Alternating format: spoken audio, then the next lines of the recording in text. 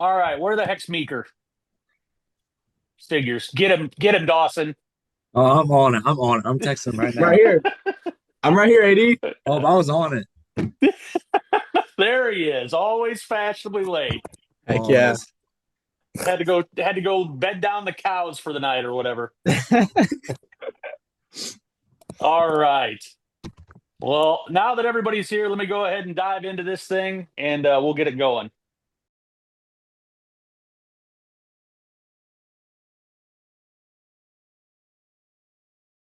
But boy, of course, everything Diggle says and all the numbers scream from a distance. All right, Robin. Oh, All right, thank you guys. See ya. All right. you've been doing well the last few episodes. Yo, What's up? Yep. man, Like, how do you? a connection besides Yeah, reach for my trendsetter. Whoa, league of my own, it don't get better.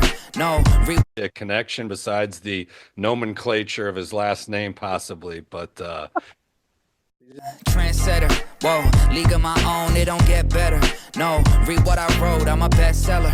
Yeah, reach for my goals, hit it dead center. Hit it dead center. All right, ladies and gentlemen, welcome to episode. Some people will call it 20. Some people will call it episode 19 because we did a two-parter last week with the great Casey Huss and Evan Farner. But this is an episode of the Diggles Diamonds podcast, and we have a jam-packed episode for you this week. We're going to be talking to two small school programs, two Class 2A programs that have really made some impressive turnarounds and, quite frankly, are among the most talented small school programs in the state in the form of Tremont and Farmington. And then we will be chatting with Dunlap's Davis Weeks, who is coming off a monster game against Middle Illini rival East Peoria, and Cooper Johnson, who pitched Lincoln Way East to a big win over Central this week.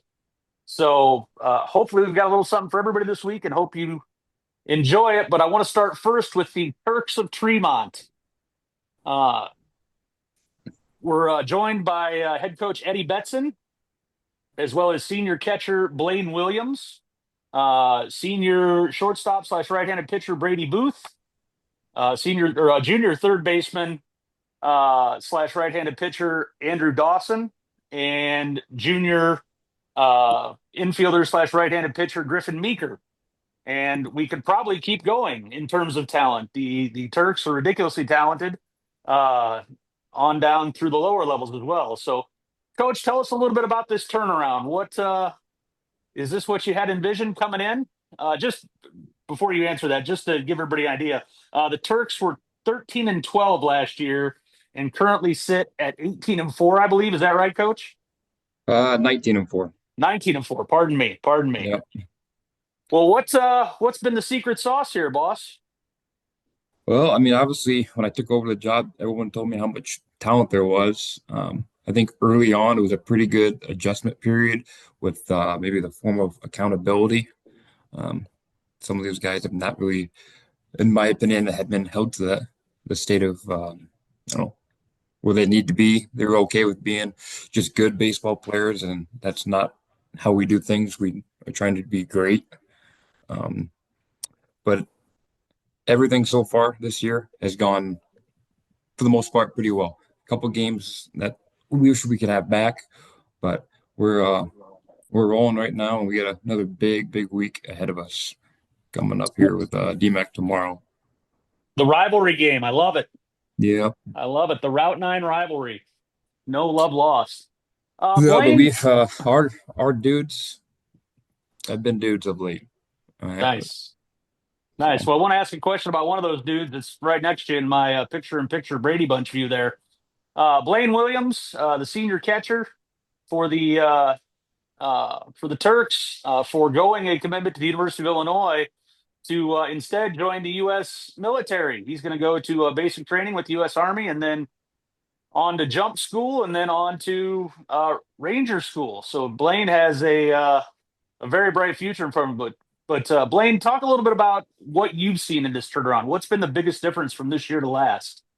Honestly, like the biggest difference for us as a team, I feel like last year, we all obviously want to have great seasons playing baseball, and especially with Tremont, I mean, we're trying to have good school ball seasons, but it just wasn't even taken like nearly as close to like the level it's been taken to this year. Like with Coach Betson coming in, I mean, he just has done a great job of bringing all of us together, like as a team overall, and then just like exploiting anything we're not good at, and like just I don't know. I feel like he's just done a great job bringing us all together and playing more as a team instead of just doing like I would say almost last year we all played like for like personal goals of like statistics and stuff like that. Where this year everybody's got the same goal in mind, and let's win games and see how far we can go. That's awesome. Is Brady Booth with us? Yeah, can you hear me? I can hear you, buddy. I got to scroll. I can scroll down to see my screen. There we go. Brady, I'll ask you the same question. What's been the biggest change that you've noticed? I totally agree. I think last year everybody's about the personal numbers, like worrying about their stats, their averages, their velocities, and just how far they can go as a personal player and then on their own. But this year our team chemistry's gone way up. Coach Betson's made us focus more on the team aspect rather than the individual aspect, and you can't go far if you don't have a team aspect to it. If it's all about individual, it's a team sport. It's not an individual sport. There's individual points at times, but you can't win if you don't have the team aspect. And Coach Betson's really got us to focus on the team aspect part, and I think that's part of our success for sure. All right, Mr. Bentley, what do you got for the Turks? First, I want to say to Mr. Meeker, please tell your Uncle Tyson I said hello. He and I grew will. up together, and we were both on our first baseball team ever. I was in third grade, and he was in second. And I think it was called Bogard Drugs House League in Richwoods. I don't know if your mom, Amanda, will remember me. She was 2 years older than me, but Tyson and I know each other well. I'm not going to lie, Meek. I was mind blown when I heard your uncle was Tyson Christ. I couldn't believe it. Yeah, he is. You Lives look up a in lot times. like him, by the way, too. One of Tyson's best friends, Josh Mart. I told him that we were going to have you on, and he saw a picture and he said, "Dude, he looks a lot like Tyson." Um, my next comment is to Blaine, and it's of gratitude. Thank you for your upcoming service to our country, Blaine. My stepdad's a Vietnam vet, and America and the military has always been very important in our family. So thank you for what you're doing. And I think one of my questions that's been bouncing around in my head is actually for you, Coach. How big? I think you had an injury early on, and I can't remember who it was, and it might have even been preseason or like in the off season. But how big has Josh Pappenhouse been for your squad? Josh Poppenhouse is a absolute dog. He is literally he's hitting 410. He's got an on-base percentage of damn near 500. Like he's hitting on our full hole, and man, he, when he's good, we're really good because he's a really, really good center fielder as well, and he's been pretty valuable on the mound some too. Yeah, he's But a he is baller. at a really, really good year that not a lot of people know about. Yeah, he's under the radar for sure. Um, I guess my next question would be to mostly to Brady, Andrew, or Griffin. Any one of you three want to talk about your experience with the recruiting process, with colleges reaching out, et cetera? Any interesting stories, anything that you've learned that you feel like is important in that process? I'll start. Um, my first visit I went to was actually with Blaine because it was right it was right after he like announced that he was going to the military and stuff. And Coach Adam McGinnis at Heartland, he was reaching out to me most of the winter, and then he was trying to recruit Blaine as well. So I was like, Blaine, let's just go on the visit together. It's my first one. Like I want to make a good memory out of it. So we went there, skipped a day of school for it, and got some lunch. I mean, that's how I got my first actual offer. And I got a good relationship with the Heartland coaches, especially Coach Guinea, because he's my assistant coach in the summer. So he's taught me a lot of things. And I don't know, my recruiting process right now is like kind of slow, but hopefully this summer builds it up too. But also, if we make a statement this late school ball season, like coaches will too. Definitely. Yeah, Um, for Go ahead, Brady. I'd say with mine, it's like I'll have a good game. This is earlier before I was recruited at North Central, but I'd have a good game and I'd expect like, people messaging me, reaching out, and I wouldn't get it. But what really comes, like what I really saw when I would have coaches' interest, was like real life game. Like when they come to my games and they see me perform, that's when you really get them. Like numbers don't do it all. It's not always about showcases. Showcases help for sure. Like at the state games, it was wild. I've never seen so many scouts or anything, but games are where it's made. Like I can't even that for me in my recruitment process anyway, because I don't have like the most eye popping stats and velocities and everything. Games for me was where I got my offers, especially from North Central College. I had a great game in front of Coach Kreisman. Then him and Coach Matthew came out the next day. I had another good game, and for me, it's just been about gameplay. That's where you can show where you're a true competitor, and for me, that's been my best. That's been the best for me was gameplay. Coach Matthew just got his 500th win at I North saw that. Central, and that's not even all. He's got 794, I think, for his career. But I've been on that campus. That campus is actually quite close to Mr. Tyson Christ Griffin. North Central is a nice campus. I think you're going to have a great time. Thank you. It's very nice. As soon as I mean, on my first visit, I knew that's the place I wanted to be. It was mind blowing how nice it was. And the coaches treated me with a lot of respect and came out to a lot of games. And I knew that was going to be the place for me for sure. Andrew, what about your recruiting process? So for me, like one thing I like learning numbers is like how you get seen. And they see those numbers and they're like, yeah, this kid's legit. And then they'll come to your games and watch your games. And that's where you're like really prove you're ready for the next level. And that's how they kind of like start talking to you and get you on visits. So for me, my first visit was to Johnny Logan with Wicks. And like the last 3, 4 years. So he's times. And I went down there alone for a weekend, checked out a doubleheader game. They won both games. Then checked out the facilities and got breakfast with Wicks, and it was just a great experience for my first. I think it just really helps for you to perform in games. Last summer and this high school season, and just in games is a big part for me, where you really get the offers and stuff. 100% agree on that front for sure. Well, I don't want to keep the Tremont boys too long, and I don't want to keep our other guests waiting here. So I'm going to put a little pressure on you two juniors for the last question for the Tremont guys. How do you keep this going next year? I think that Blaine and Brady did like a really good job this year compared to last year of like keeping us accountable. And for me and Andrew next year, we know that me, Andrew, and Josh are going to be the ones like carrying on. So I feel like we got to put more pressure on the freshman and sophomore this year because they're not very big. But Blaine's little brother Jake, he's been hitting good for us too. So we just need like the word to get spread around, I guess. Just keep it going. But they also got to learn that Coach Betson's a really hard coach and he wants us to win. So they all kind of got to adapt to that too. Yeah, and they just got embrace like not being okay with being good, but that's not gonna get us to stay or get us what we want to have.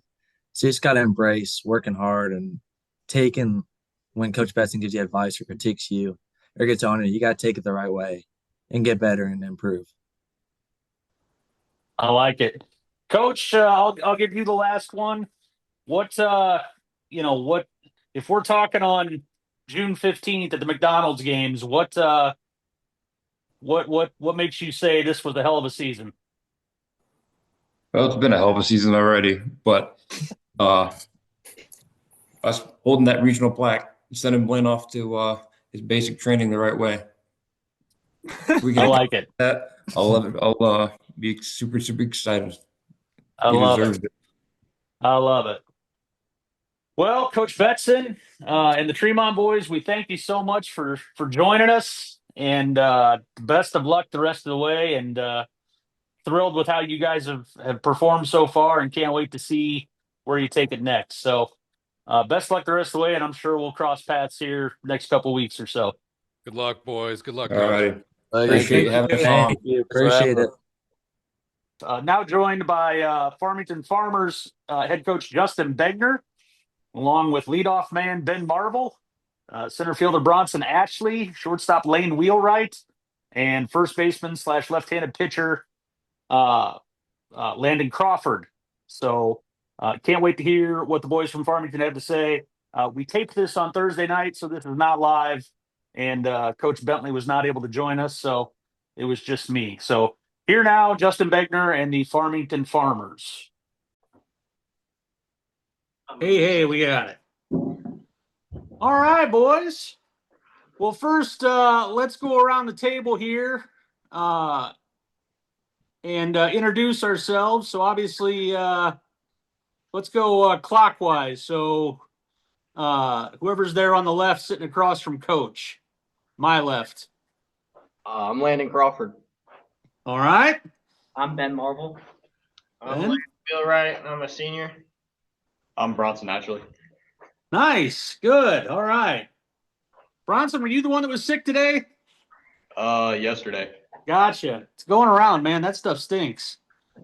No bueno. And of course, we are joined by head coach Justin Begner as well. So the focus of this week's podcast, guys, is teams that have already surpassed last year's win total. And we've still got, a couple, 3 weeks, maybe 4 left in the season, depending on what the postseason looks like. Coach, I guess we'll start with you. What in your mind has been the biggest catalyst to making this change? I believe it's the team camaraderie. Like we've turned things around. We're more positive this year.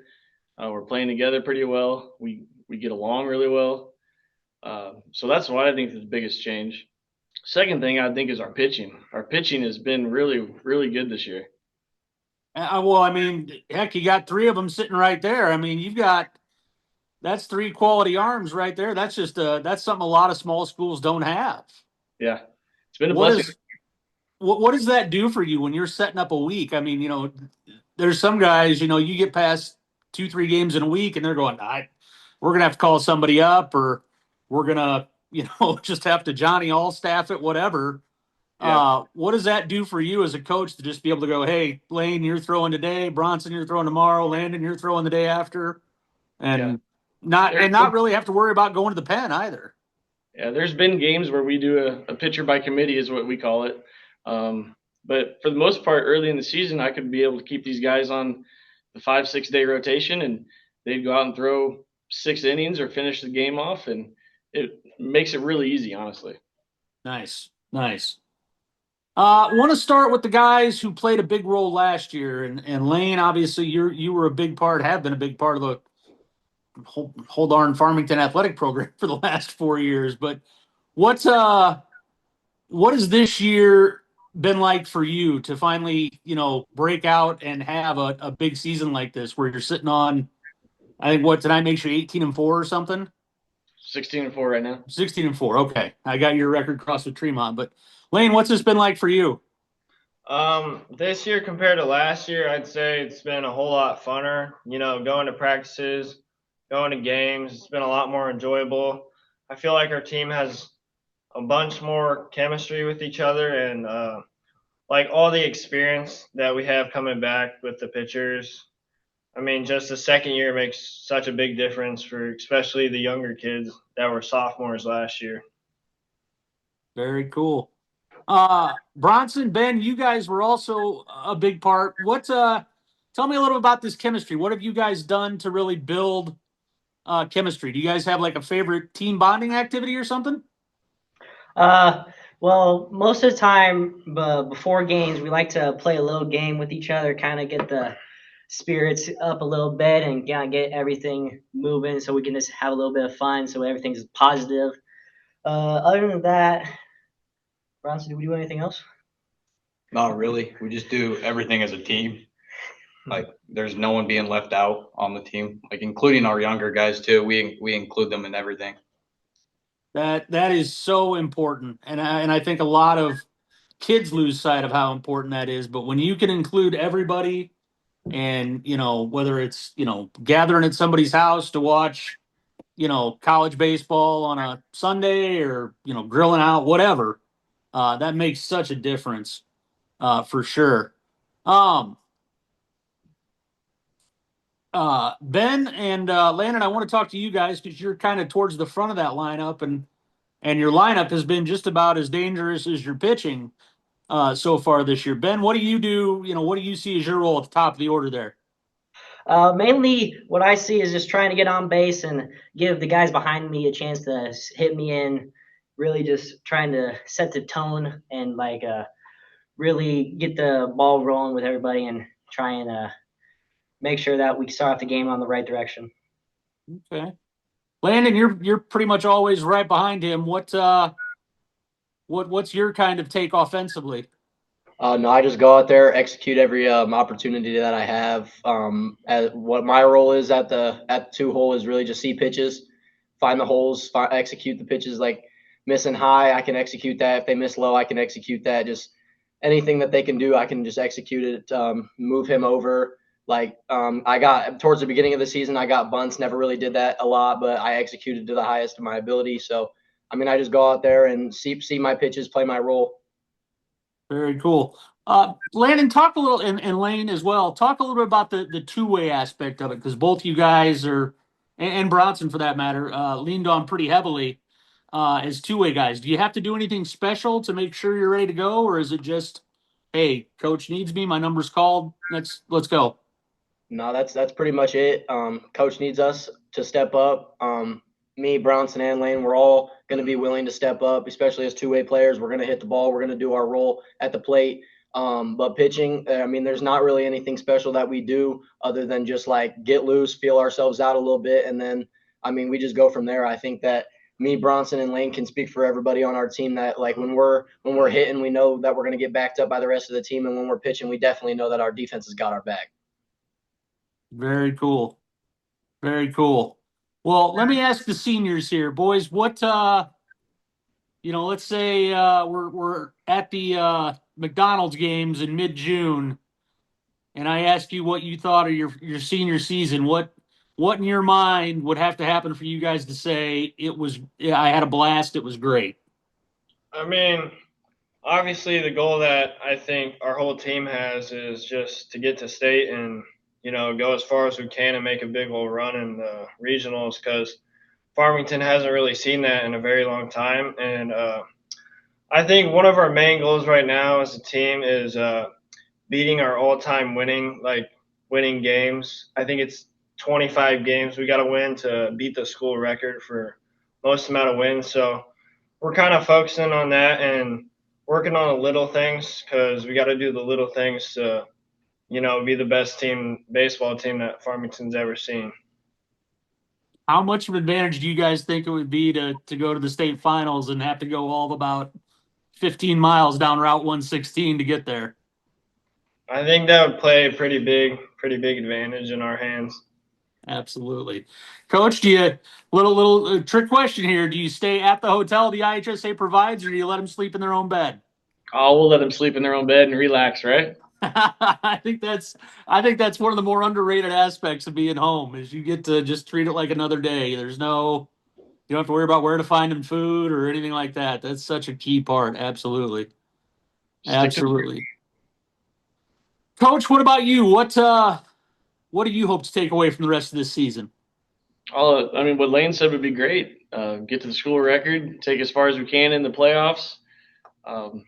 I don't think we've won a regional championship here since 08, so that's obviously a goal of ours. And I think with the combo we have on the mound, it's a really attainable goal this year. So I would agree, sir. Yeah, battle. All right. Well, hey, guys, that's all I've got. So I appreciate the heck out of you taking the time to join us. And this will air once I get it all woven together, because we got the Tremont boys joining us on Sunday night. So we'll get that all woven together and hopefully put it up on Monday. And we're back live now here. Still joining us, Davis Weeks of Dunlap High School and Cooper Johnson of Lincoln Way East. Davis, let's start with you. This was a pretty big week for the Eagles. Rivalry game, or at least what's I don't know if it's a rivalry per se, but it's the two co-champions from the Middle Illini begging it out. Um, got beat in a heartbreaking fashion on Monday, but Wednesday you came back and made sure you split the series. Talk a little bit about your game on Wednesday when you struck out 14. Wednesday, bad taste in our mouth from Monday, so came out, was competing, and just pounding the zone. Nice. Cooper, talk a little about your outing over Lincoln Way Central. I think you went the complete game route, struck out 8. Yeah. What was going right for you there? Just being able to locate my off speeds like early in the count because I'm a big off speed guy. So just being able to get ahead on hitters and I'm a fast paced pitcher, so I like to keep the batters moving in the box and just attacking the zone, getting ahead in counts. It's mainly my goal. Do you feel like when you're piggybacking after Bauer, where he's coming at the left and you're coming at the right, is that really throwing hitters off? Because the game I was at, it sure did. Yeah, Bauer's a great guy to be behind because just obviously the change of speeds and seeing different arm angles. He's more of a side slot, yeah, just gasser. But I'm like more of an over the top, off speed kind of guy. So, do you and Jack exchange a lot of notes on things that have worked, different pitches? Hey, you should try to throw this cutter I've been working on. Do you guys talk about that a lot? I haven't gotten any new pitches from Jack, but I've learned a lot from him just with mechanics and just logic and counts and facing different batters. But yeah, nice. You're both two-way players. Coop, do you get to hit much for East or more in the summer? No, I don't hit much for East. I'm more of just the pitcher, but in summer I'll hit a lot. I know Coach Furistic thinks with Coach Brian Furistic from Chicago Elite thinks you're a pretty good two-way player. Can you both of you talk about like how one benefits the other? Being a hitter and a pitcher as you uh, go through your games, like how it helps you in both aspects. Kind of think along.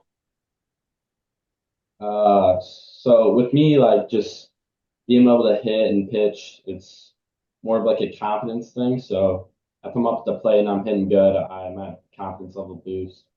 So usually it goes out to the mound and I perform better, but nothing really else. Davis, what about you? How does two-way benefit you? I would say it benefits me because both are kind of similar motions, so they both help each other and help me when I'm hitting and when I'm pitching. Anything in the thought process for either of you guys? Like, hey, as a hitter, this is what I'd be looking for, so I want to throw this. Or as a pitcher, like, hey, he's probably looking fastball here, so I want to snap something off. Or am I just off base there? Oh, that's what I was thinking too, Diggs. Yeah. Oh, you go, Paul. You can go. So usually, as a hitter, I'm usually looking for a fastball. So when I'm pitching, I like to snap in either a breaking ball or a good changeup in any counts. Really doesn't matter, just to throw off the hitter because, I know when I'm at the plate, I like to see a fastball coming. So just being able to throw either pitch is great. Yeah.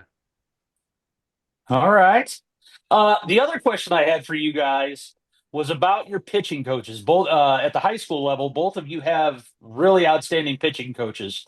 For those not aware, Davis's pitching coach at Dunlap High School is former big leaguer Brian Schaus. Brian is a graduate of Bradley University and spent about, I want to say like 20 years in the big leagues as the so-called loogie, the left-handed one-out guy, left-handed reliever out of the pen.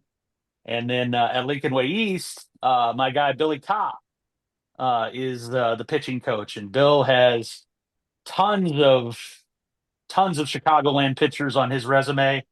Uh, oh my goodness, I can see the kid right now. He pitched for the Braves and had a really difficult to pronounce last name. It's from Aurora. Gosh, that was the first big leaguer he produced since I've known him. But anyway, two outstanding pitching coaches. What did it do for you guys to be able to fall back on experience like that and consult those guys and get, kind of mine them for knowledge? For me, Brian Schaus is huge. He helps me with different visuals. If he sees different things that I need to improve on, different pitch grips. So yeah, he's just been huge for me this year on the mound. Cooper, what about Coach Kopp? Yeah, Coach Kopp, he's been a big factor in my success this year. He trusts me with either off speed, so he'll give the pitch in any count. And then also, I think later this year, maybe in the offseason, we're going to try to throw in a new pitch into the mix. So that'll be nice to learn from him. So Yeah, Coach Kopp is. I've coached with both of them, with both Brian and Coach Kopp. But Coach Kopp, I owe one of the coolest experiences of my life to. He didn't know me from Adam. He was on a plane back from Jupiter, from the World Wood Bat, and he sat next to one of his old minor league teammates, Steve McAllister, who's from Peoria and also went to Bradley and is still the national cross checker for the Diamondbacks. And Steve told him what we were doing with the Outlaws at the time, and said Billy should keep us in mind if anything, was going to be cool. And Coach Kopp called me and he said, "Look, if Steve says you were good guys, you're good guys. So you're in. We'll do whatever you want. You're with us." And fast forward a year later, and we're playing at Wrigley Field against the Sparks, because Coach Kopp had an in with Stan Zielinski, the Cubs legendary scout. And man, that was I'll never be able to repay Bill Kopp for that experience. It was just mind-boggling. So he's a good man. You're both in very good hands there with yeah, with Coach Schaus and Coach Kopp for sure. I got Mr. Bentley, one. what else you got for these Yeah, these I got youths? one for Davis. Davis, you're committed to Michigan State, and correct me if I'm wrong, both your parents played sports there, and your dad played baseball, and did your mom play basketball there? Correct. So when you were in your recruitment process before committing, talk to me about whether you even had a decision. And I'm obviously joking, but that had to have been a major influence on places you were looking at. I mean, they both did go there, but during my recruiting process, no pressure from them. They wanted me to make the decision where they felt where I wanted to go. They just let me have the process and said, wherever you want to go, it's your decision. Good deal. Well, you're in a good spot. It'll be fun to be a Spartan. Yes, So sir. that's a great staff. Is Adam Eaton still up there doing the player development stuff? Yeah, he is. Nice, nice. So there's another big leaguer you'll be getting mentored by. So that's no Yep. joke either. Yep. So no, Coach Boss, Coach Sykes, those guys are awesome. So Yes. thrilled you're going there, man. Thank you. Cooper, where are you at in your recruiting process? What's the state of affairs?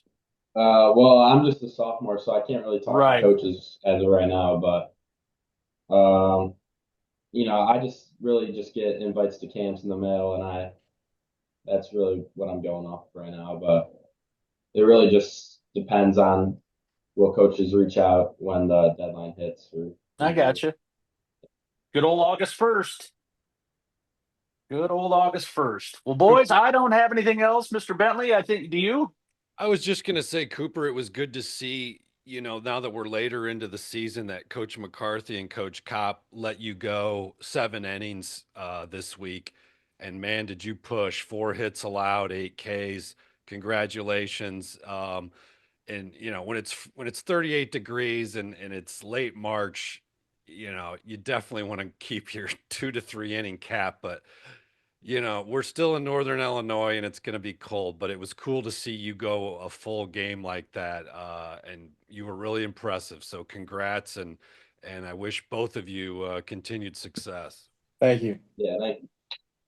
All right. Well, boys, take care. Like I told the Tremont guys, you're welcome to hang out, or you're welcome to, go finish watching the Cubs Phils on Sunday Night Baseball, whatever you want to do. So Thanks Thank you for for coming having on, me. boys. Yep. Appreciate Thanks for it. having me.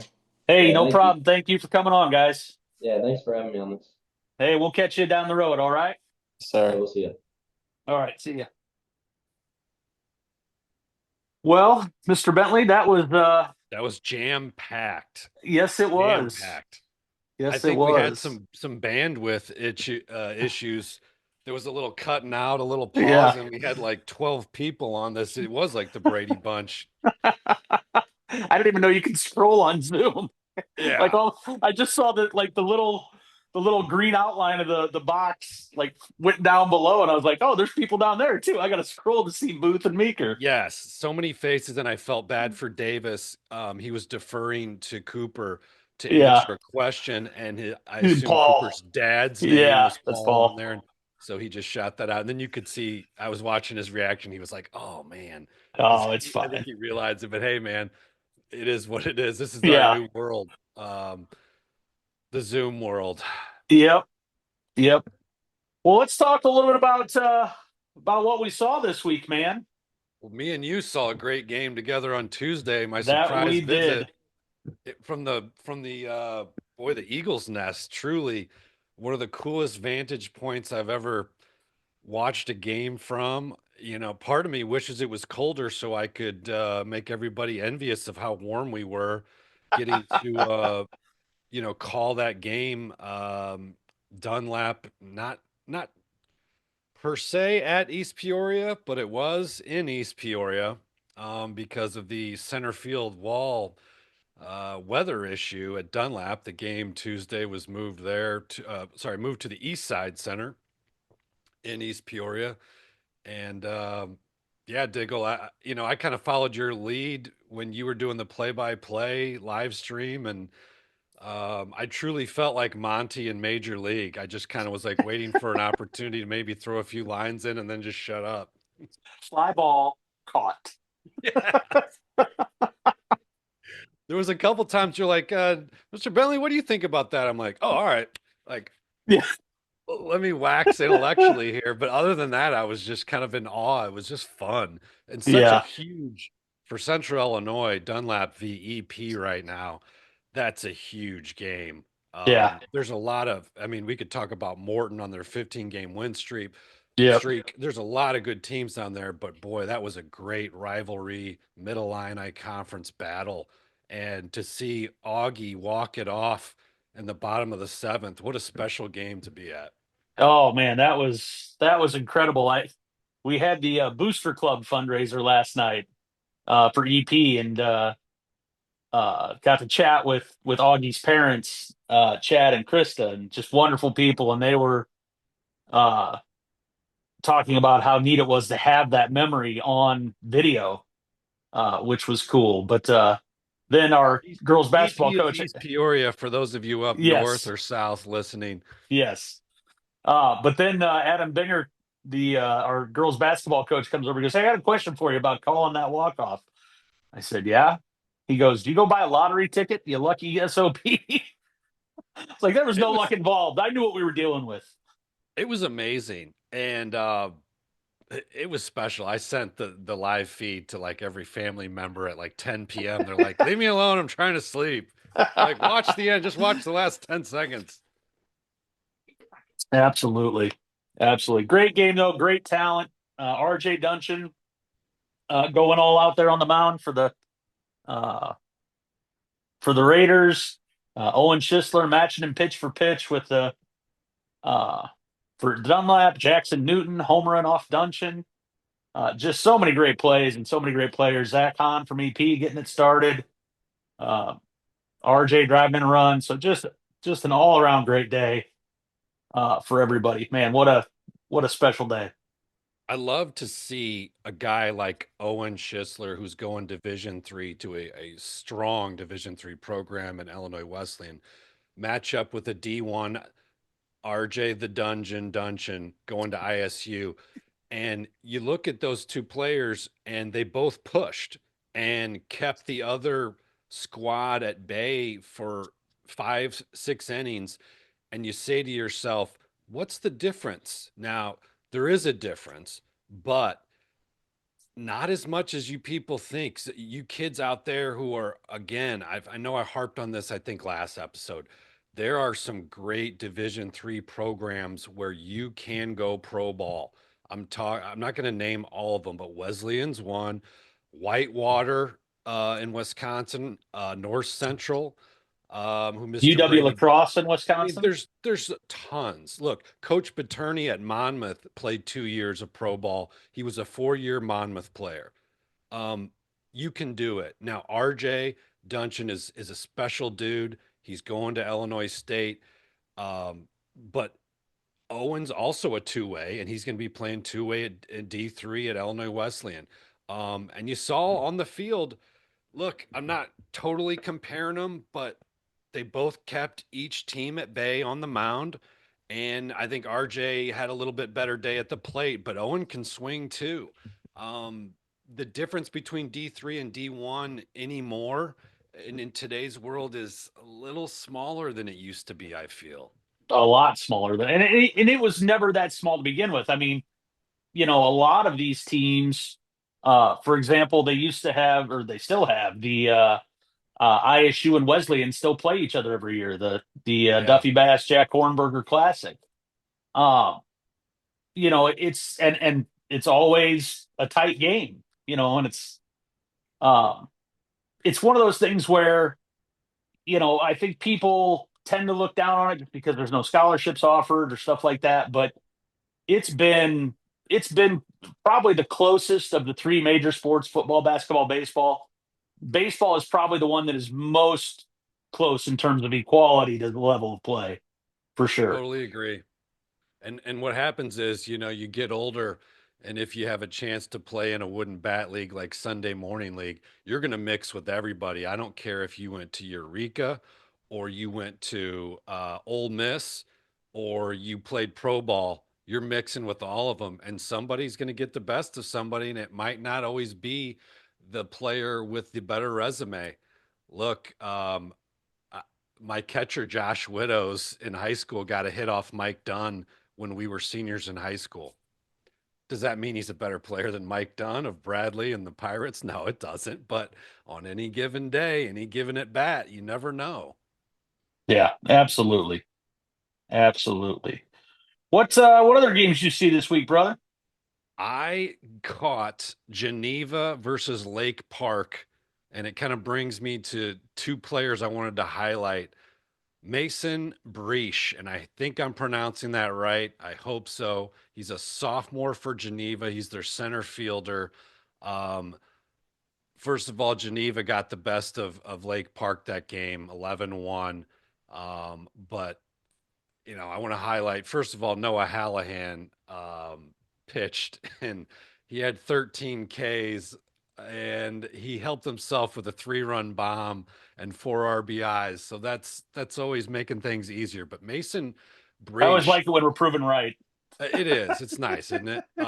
Mason Breach is the one I want to really highlight. This kid, he just got named in the 2027 PBR ranking at number 32. He has hit safely in 17 out of 18 games that he's played this year. Last week, he was 6 for 12, 4 runs, a home run against Lake Park, that game I was at, a stolen base. His numbers on the year, 29 hits. This is a sophomore that, based on watching a fair amount of Geneva games, because I live here, he started lower in the lineup. You got to earn your keep. They're seniors. I get it. Absolutely. Next thing you know, 4 or 5 games in, he's leading off. 29 hits. He's batting 453, 6 doubles, 2 triples, 2 homers, 19 runs scored, 14 ribeyes, and 10 walks. And last week he also pitched against Glenbard North and struck out 10, allowing 1 earned run and 4 hits and 6 1/3. Kid's got a bright future. Between Mason and Noah Hallahan in that 27 class for Geneva, they're going to be good for a while. Yeah, the Vikings are definitely going to be a problem for a lot of people there in the west suburbs. Absolutely.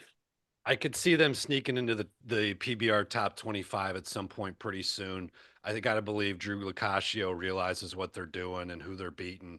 and he's probably looking at him, in that 30 range. But only Drew and his team know what's behind the curtain. But I'm watching these players out here, and Geneva's just as good as about anybody in the southwest suburbs. Nice, nice. Not a lot going on down here this week. We did have Cash Van Houten pitching Canton to its first Middle Illini Conference win. Cash struck out 14 in that ball game. The 2027 rises up to number 7 in the class this week. We fall back on speaking of Drew Locascio, his explanation that you could probably put a blanket over, 1 through 15 any given class, and they're all the same player, and that's fine. But man, if there's 6 better than Cash Van Houten in the state, I don't want to see them at any point. Yeah, it sort of segues me to another game I caught that I won't go into detail, but I did get to see McHenry, number 4, against Batavia, and I got to see Mr. Caden Wisniewski, who's also in that class and a top 10 guy, and he showed out too with the bat. He got hit on the pinky finger in his first at bat, played through it, hit a triple. That 27 class is something. And It's a I really do special agree. group. I think Cash should be higher. I just think, like you said, like Drew told us himself, the big bowl, that blanket of the top 25, you can almost mix it up and put somebody here, and it doesn't really matter. They're all just so good. Yeah. I do want to shout out a couple boys from the Bloomington Normal area. First up, Bloomington High, Jake Weitengruber. I think I'm saying that right. Weitengruber not only picked up the win against Notre Dame, but also had the game-winning hit. So he kind of locked down his own save there, I guess would be the way to put it. And then also want to shout out Normal U High's Miles Mitchell, who had a double and a home run in their very close 5-4 loss to Morton, that red hot Morton squad that we mentioned, and probably need to have the Potters on the podcast at some point. But shout out to Miles Mitchell, the 2026 infielder from Normal U High. That young man's going to be a problem, especially if you know that his dad, Todd, was a standout at Illinois State and a draft pick of the Yankees, 13th round pick of the Yankees. So he knows how to hit. He knows how to play the game the right way. So I'm thrilled to see Miles having some success as well there.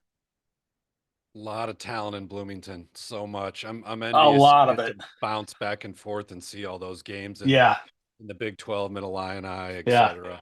Good. It's going to be a Big 12 heavy week this week. I got to watch. You'll love this. So I'm picking up groceries this morning at Hy-Vee there on Sheridan. Oh, yeah. And it's the same kid every week. He's from Farmington, so we're always talking about what's going on out in Farmtown and all that stuff. And he asked me the kid loading my groceries asked me a question, and I was just about to answer. All of a sudden, this pair of hands hits the side of my driver's side door, and I'm just like, "Holy crap! What the hell?" Hey, there's been some Sasquatch sightings in the Peoria area. I'm not even joking. Panka told me that. In their have. Also, cougar sightings. Yeah, but it turns out to be none other than Richwood skipper Patrick Hogan. Yes, who was behind me in one of line. our favorite people. Yes. So Patrick points out that the Knights this week not only get to take on rival Notre Dame again, who they beat last week 3-2. They did. But also they get Normal Community twice this week. Once at Normal Community, and then Normal Community coming here to the Castle. So that's a full slate for them. Yes. They've been playing real well. Yeah. Real well. Yeah. Happy to see the Knights doing well this year because they have the talent. And, the weirdest thing is when they had that deep playoff run, what did they have, like 6 or 7 regular season wins? But no, they had 3 wins and doubled it. Yeah, took it to like 7 or 8 in that postseason run. Yeah. So it was crazy. Baseball's a weird game, folks. That it is. That's why we love it. I'm going to shout out one more guy I saw only a couple innings of South Elgin and Glenbard East. Excuse me. But a guy I've liked for a while. He's a 2025. He's uncommitted. Coaches, I hope you're on the 5 yard line with this kid because he needs to be playing college ball somewhere. Connor Lund, center fielder, South Elgin. He runs a 6'7". He's 84 from the outfield. Last week he was 7 for 9, 5 runs, 2 steals. On the year, 23 hits. He's hitting 442 with 11 steals, 13 runs, 13 RBIs. It was good to finally see this kid in person. He went against a nice lefty for Glenbard East, and he was really the only one that could hit him. And Connor Lund's a nice player. Like I said, with a kid like that, with the numbers he had last year and this year, just because it says uncommitted under their name on the PBR website, it doesn't mean that he's comparing three schools and narrowing it down. But if it doesn't mean that, something's wrong because this kid needs to be on a roster on a college team next year. Yeah, this is the first year that I have noticed, and this happened to you and I this week, where you were going to go check out an unsigned kid that I was telling you about, Right. and then we find out the kid committed to Wabash Valley while you're en Yeah. route. Yeah. That is Hinkley Big Rock's Martin Becker, Martin Ledbetter, pardon me, Martin Ledbetter, yes. Pearl Jam style. Yeah, and it's just like, holy cow! Normally these kids can't wait to publicize their commitments with their graphics or whatever, and this kid just hadn't done it. And there's been a few like that. I suspect there's several more out there that are already committed, but maybe just don't. It's not the end of the world if PDR retweets them or doesn't retweet them or Right. whatever. But Like you interesting. said, it depends on the personality, I think. Yeah, I for totally sure. agree. I think there's probably several different sections. One section of kids who are retweeting, and there's nothing against this, guys. We know you Yeah. have to get your own name out there. We know you have to market yourself. But kid will go 2 for 3. He puts it on Twitter, hey, and he's tagging PBR uncommitted. You got to do what you got to do. Then there's the other kid who goes 4 for 4, doesn't say a word. Maybe his coach retweets his numbers. Yeah. And then there's somewhere in the middle where a kid will retweet he'll tweet every 3 months if he has a nice game. So, hey, you boys out there, do what you feels right, man.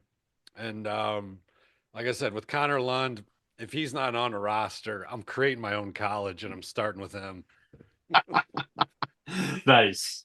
Well, that is all I've got, boss. So Me too. another one in the bag. Another And it one. just A lot keeps of getting better. A lot of games coming up next week. I'm going to try to get to Batavia, St. Charles North versus St. Charles East. I'll see what I can do. I'm going to get to as many as I can. I am looking at tomorrow, either Eureka. I forget who Eureka's playing. I want to say, gosh, I can't remember who they're playing, but it's either that one or Brimfield Farmington, two of the better small school teams in Peoria. Yes. And then I will probably set up shop right down the street at Notre Dame and Richwoods for their games against each other, and then for Richwoods hosting Normal Community on Wednesday. So should be a good batch of ball players all around. There's one more game I just remembered I'm going to try to get to. That's a bit of a drive. Mount Carmel at Providence. Ooh, I got to get a look on two of my favorite guys, Anthony Chavez and Logan Hernandez. Logan's been hitting leadoff a little bit lately, and the bat is really hot. So that's a game I'm going to have to work around my son's travel baseball schedule, but I got to get to that game. That's been on my radar for the whole season. Yeah, that'll be a heck of a ball game for sure. Well, boss, I better let you get back to those kids. I'm going to go back to trying to find space for those Chevy Chase autographs I bought last night. And oh man, huge score for you. Oh, so good.